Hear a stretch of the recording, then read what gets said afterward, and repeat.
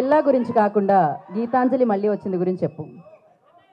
So అందరికీ hi. So నాకు ఈ ఛాన్స్ ఇచ్చిన సార్ కోన వెంకట గారికి, సార్కి అండ్ అన్న శివన్నకి thank you so much. Yadamma sorry to interrupt. నేను అందంగా ఉంటానని తెలుసు కానీ మరి నువ్వు నా వైపుకి ఇంతలా రాకు, మధ్యలో గలవా. ఇది ఇంకొంచెం ఇది థ్యాంక్స్. ఓకే.